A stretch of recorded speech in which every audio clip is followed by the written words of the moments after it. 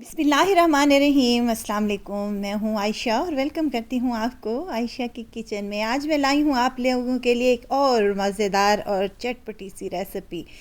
आप लोग बाज़ार से नान तो लेते होंगे, आलू नान आज हम अपने घर पर तवे पर बनाएंगे, वो भी आसानी के साथ, बेहद टेस्टी और मज़ेदार। दो तरीके आपसे शेयर करूँगी, जो आपको ईज़ी लगे आप उस तरीके से ये आलू वाले नान बनाकर तैयार कर सकते हैं और अपने घर वालों को एंजॉय करवा सकते हैं। तो रेसिपी को आपने एंड तक ज़रूर देखना है। अच्छी लगे तो लाइक शेयर ज़रूर कर दें और अपने फैमिली और फ्रेंड्स में भी ज़रूर शेयर किया करें।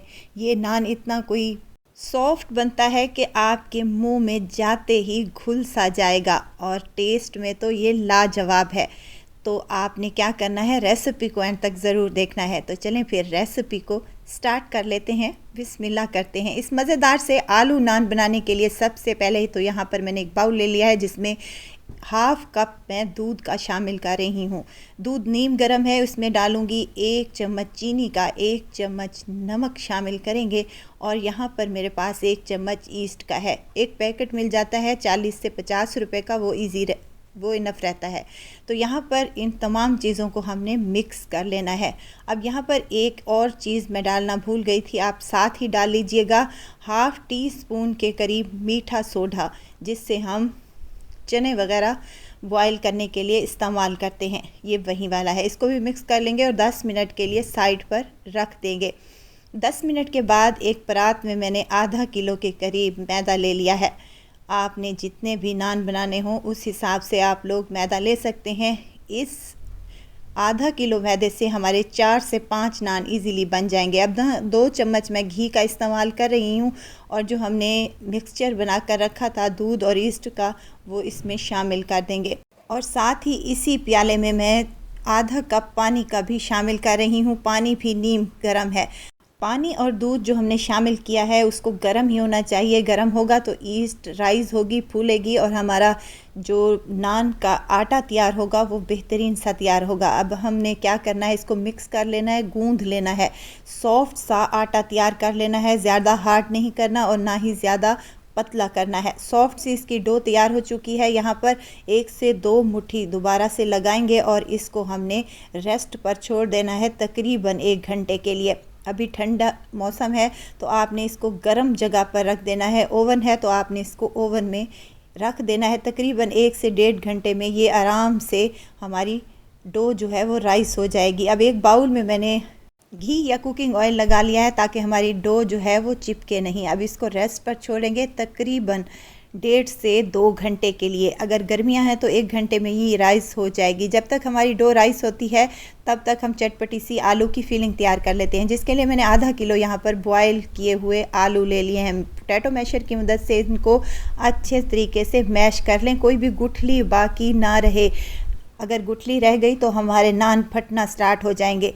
चलें जी, यहाँ पर मैंने तमाम आलूओं को मैश कर लिया है। आलू मैश हो जाएंगे तो इनमें हम मज़ेदार से मिसाले शामिल करेंगे, जिसमें नमक है 1/2 टेबल स्पून या आप अपनी ज़रूरत के मुताबिक डाल लें।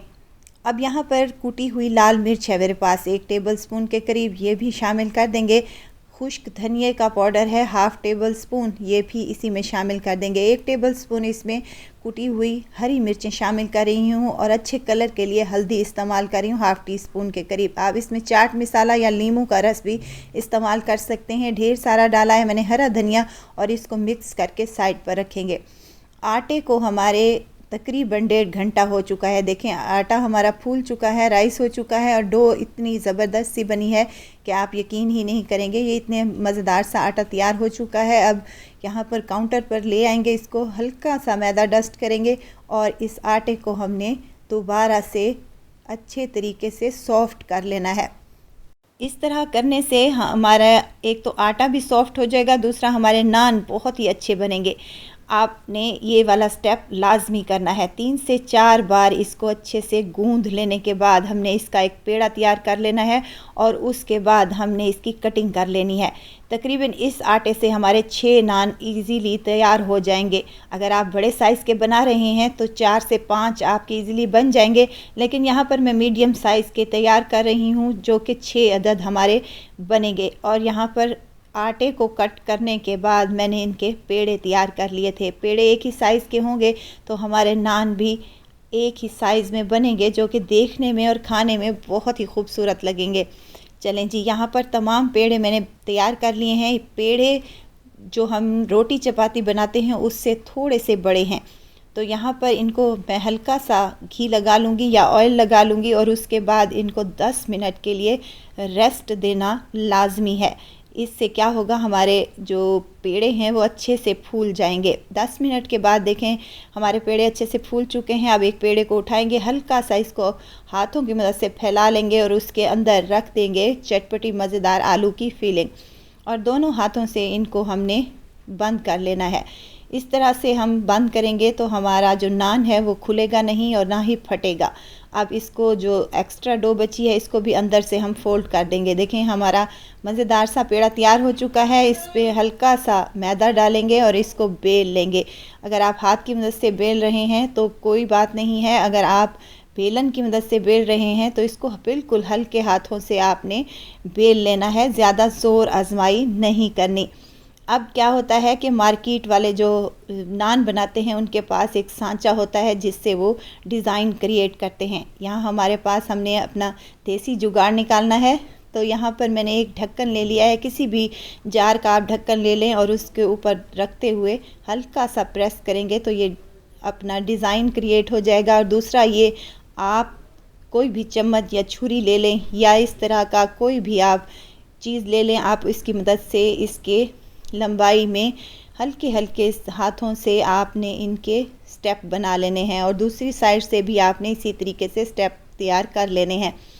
वीडियो तो स्टेज पर अगर आपको ज़रा सी भी अच्छी लग रही हो तो लाइक करें, सब्सक्राइब करें और साथ में बेल आइकन के बटन को भी ज़रूर प्रेस कर दिया करें ताकि मेरी हर नई आने वाली वीडियो आप तक पहुंचती रहे। देखिए यहाँ पर हमारा नान तैयार हो चुका है। इसको साइड को इसको चेंज करेंगे और बैक साइड पर इसके हम पानी लगा लेंगे, क्योंकि हमने तवे पर इसको तैयार करना है।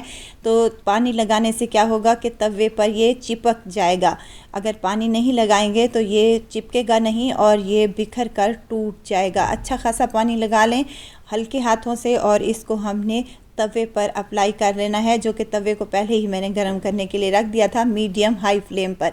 अब आपने इसके ऊपर सफ़ेद तिल और कलौंजी के डाल लेने हैं, साथ में डाल लेना है हरा धनिया। अगर आपको कलौंजी और तिल पसंद नहीं है तो आप एज़ इट इज़ भी तैयार कर सकते हैं, लेकिन ये डालेंगे तो ये देखने में भी खूबसूरत लगेगा और खाने में तो और ही टेस्टी लगेगा इंशाल्लाह ताला। अब हमने तवे को कवर कर देना है, यानी कि इसके ऊपर हमने कवर लगा देना है और तकरीबन 5 से 7 मिनट के लिए हमने इसको छोड़ देना है।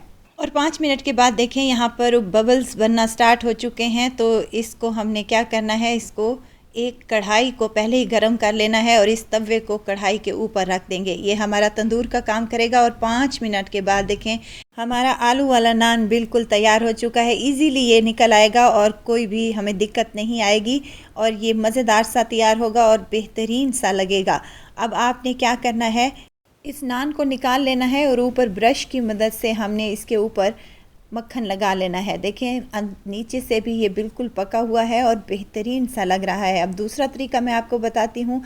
कोई सी आप कढ़ाई ले लें, कढ़ाई को गर्म कर लें और गर्म करने के बाद इसके अंदर रख देंगे हम अपना नान और 5 मिनट के लिए कवर कर देंगे। और 5 मिनट के बाद देखें इसको इजीली हम निकाल पा रहे हैं, ज़रा बराबर भी हमें दिक्कत नहीं आ रही। और इसी तरीके से साइड को चेंज करते हुए हमने इसकी दूसरी साइड भी इसी कढ़ाई में ही पका लेनी है कवर लगाने के बाद 5 से 7 मिनट। या आप देख लें अंदर से चेक कर लें, जैसे ही आपका ये नान पकना स्टार्ट होगा तो आपने इसको क्या करना है, उतार लेना है और इसके ऊपर भी आपने घी लगा लेना है। देखें कितना ज़बरदस्त सा इसका कलर आया है और कितना ये टेस्टी और मज़ेदार सा बनकर तैयार हो चुका है।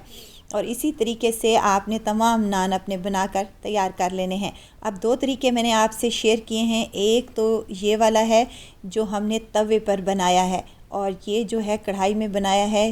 इजीली बन जाते हैं और ये सॉफ्ट तो इतने बनते हैं कि मुंह में जाते ही घुल से जाते हैं। यहाँ पे मैं आपको तोड़ के भी दिखाती हूँ कि ये कितने मज़े के और सॉफ्ट से नान तैयार हो चुके हैं। बाज़ार से महंगे नान लेने की बजाय आप अपने घर पर तैयार करें और अपने बच्चों को एंजॉय करवाएं। यकीनन आपको मेरे ये 2 तरीके पसंद आए होंगे। जो आपको इजी लगे वो आप लोगों ने अप्लाई कर लेना है और अपने घरों पर ज़रूर ट्राई करना है। ज़रूर ट्राई कीजिएगा और दुआओं में मुझे ज़रूर याद रखिएगा। खुश रहें, खुशियाँ बांटें। इजाज़त चाहती हूँ, फिर आऊँगी इंशाल्लाह एक नई और मज़ेदार सी चटपटी रेसिपी के साथ। आयशा को दीजिए इजाज़त। अपना बहुत सारा ख्याल रखिएगा, दुआओं में मुझे याद रखिएगा। अल्लाह हाफिज़।